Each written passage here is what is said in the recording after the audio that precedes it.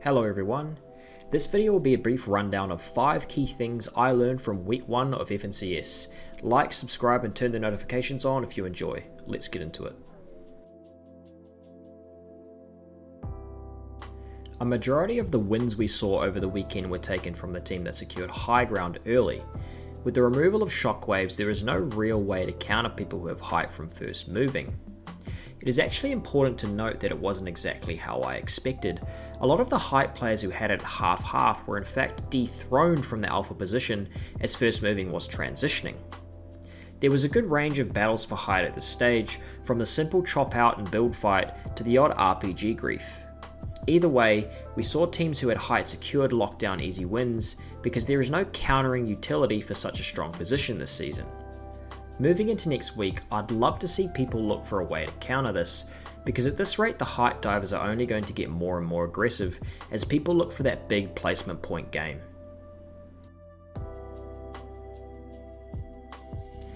Experience is pretty much a better way to describe someone who's an old cunt, someone who's been around the game and seen for a long time. This experience was hugely influential across all regions, with Sync coming out on top in OCE, Bizzle coming out on top in NA East, Redley in Brazil, Chapas in Europe. You get the gist.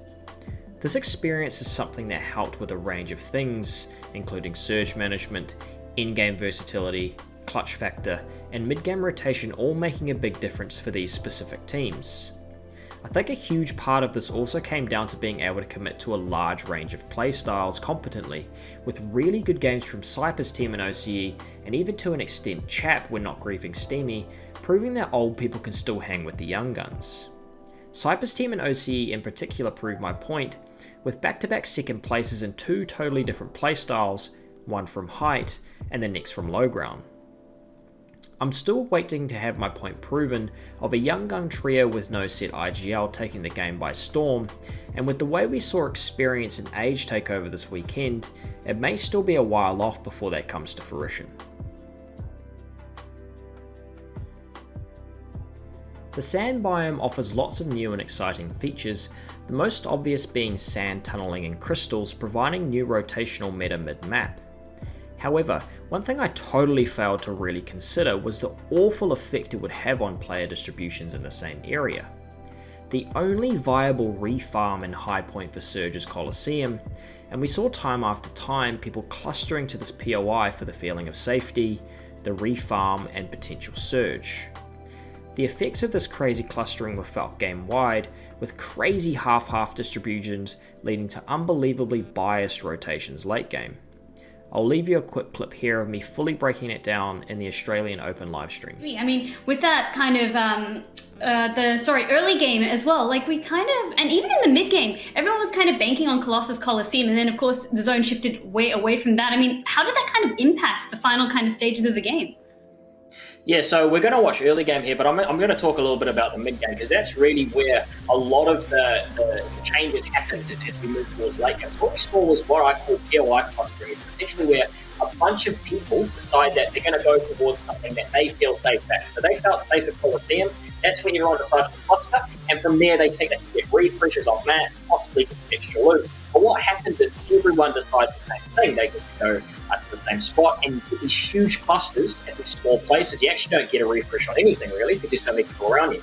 Now, experienced players, we saw specifically Sync, we saw specifically Scammed and Goeg, people who are really, really good, who understand these concepts, stay away from that area. You see Sync and Sorov here playing well away from those clusters that we saw over at Colosseum. They understand this. Look at this. This is what I'm talking about. This huge cluster here at Colosseum that they were trying to avoid.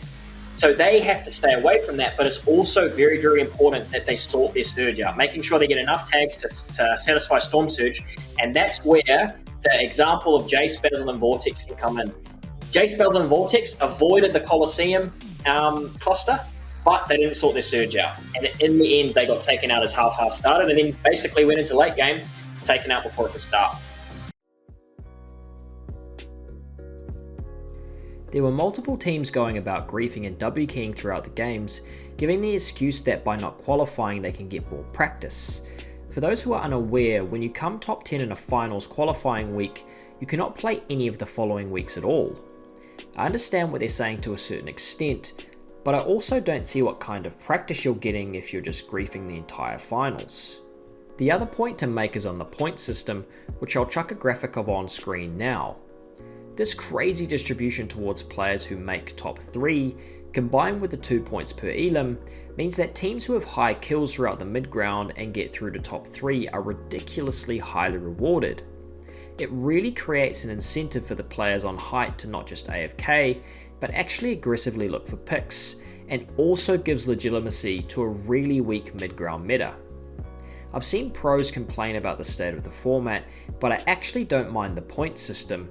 It is only the decision to bar the teams that qualify from playing again that I disagree with, as people are not able to predict drop spots, practice properly in stacked games, and generally care about the game as much as they should.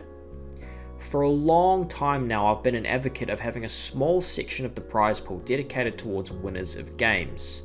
This ensures that even the last place team has something to play for and will ideally play properly no matter how badly their tournament is going.